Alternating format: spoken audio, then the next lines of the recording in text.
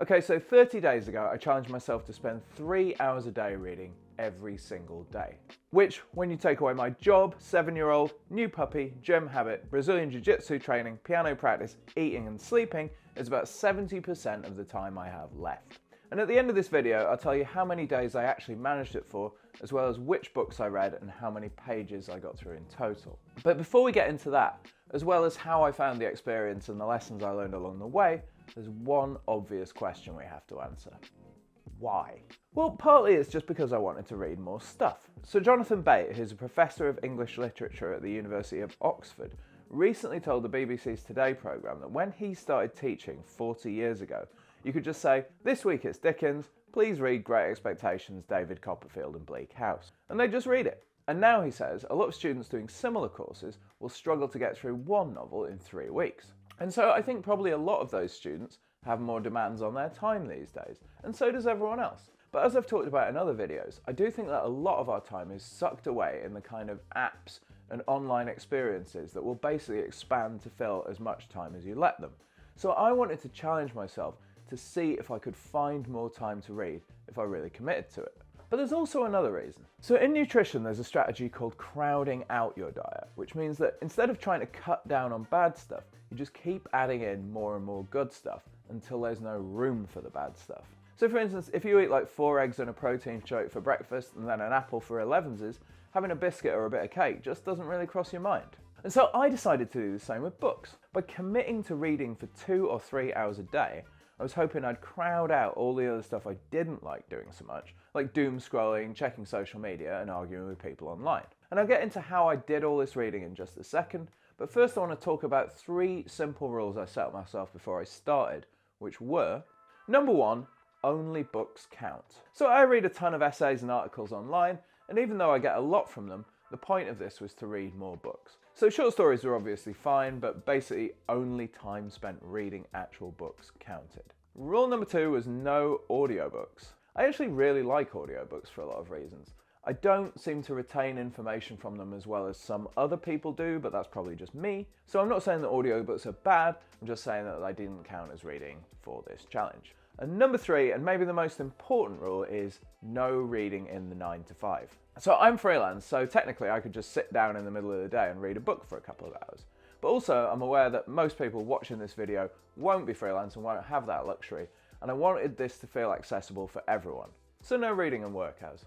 Obviously I could still read in my lunch hour, and I also decided that reading during school pickup is fine because I have to schedule that around work anyway, and most people are on their phone in that period, so whatever. So the next question is, how did I actually do all this reading? Well, I get up about 6 AM and go to bed at about 11, and I have about 3 largish chunks of time available to read throughout the day. The first one is after I get up, take the dog out, give the dog his breakfast, get my boy his breakfast, make a coffee for my wife, do a little bit of cleaning, get breakfast for my wife, and get my boy ready for school. Also, 3 times a week I go to the gym, which cuts this one down quite a bit. The second big block of reading time is at lunch, which can be kind of uninterrupted as long as I plan my work properly. And the third one is after everyone else goes to bed at night. But there are also a bunch of other little spots during the day when I knew that I'd be able to find time to read if I was really committed to it. The first lesson is just always have something to read, which means that you never go anywhere without a book or a Kindle in your bag, and you always keep them like on a side table that's handy near where you sit. Generally, I much prefer reading physical books because you tend to get less distracted while you're reading them. And I've actually talked in another video about how I think reading on paper promotes deep reading and making connections between what you're reading and other stuff you already know in a way that reading on a screen doesn't. But also, I'm not taking a copy of Middlemarch on the school run, so I did read a bunch of stuff on my phone. And I was also reading 2 or 3 books at a time during this challenge, which brings us to takeaway 2, which I think of as match the vibe. So what I mean by this is, I find it really hard to get into like weighty Victorian literature first thing in the morning when I know I'm going to be distracted by something else every 30 seconds. But also I don't really want to be reading business or science books late at night so that my head gets like filled with ideas and inspiration when I should be winding down before bed. So my plan going in was to read interesting science or self-improvement stuff early in the morning, chunky classics late at night, and then whatever else I was in the mood for whenever I also got a spare minute of time or so during the day. But at this point, I've got kind of a confession to make. It was really hard. I hit this challenge at a sprint for 3 days, and I read basically 2 whole books in that time because I was reading pretty much non-stop. And then I had a day when I barely managed 2 hours, even though I sort of forced myself to sit down and read at night when I really didn't want to. And then I had 2 or 3 days where I missed the target because even though I was reading a bunch of stuff at night, I just didn't read enough during the day.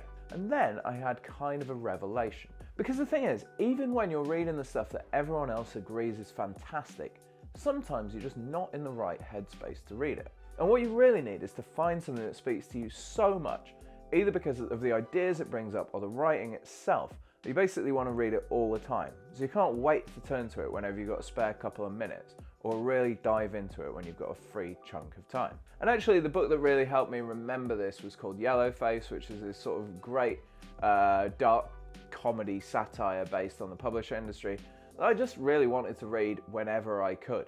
By the way, if you would like to know more about what I read on a week-by-week basis, then I've got a free newsletter where I put up like mini reviews of stuff just as I read it, so there's a link in the comments if you would like to know more about that. But then I realised that I was actually quite often not in the mood to read whatever I'd scheduled myself in to read, and the answer to that was kind of super simple. Just read something else. So I went from having 1 book ready to go on the side table at night to 3 or 4. Whenever one felt too much like a grind, I just ditched it for the evening and read something else. And sometimes I'd go back to the book that was giving me trouble when I was in a different mood, but sometimes I'd just ditch it because I really wasn't getting anything out of it for whatever reason.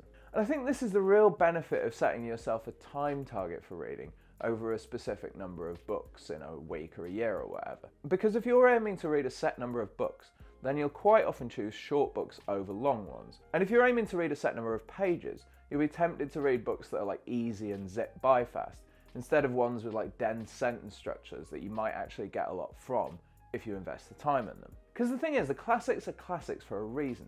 They're often actually better than you've heard, and even though they take a little bit of getting into, you'll get so much out of them that it's well worth the effort. And so in the end, I ended up hitting my reading target on 25 out of the 30 days that I tried it for, and ended up reading for a total of about 83 hours. And so I read this, and this, and this, and a bunch of this, and then all of these, and then these 3 books on Kindle, which are also great. But if you feel like you're miles away from hitting this sort of daily reading target, then all you need is to build a simple reading habit that you can build up on in the future. And if you want to learn more about that, I've got a video about it here. Thanks for watching.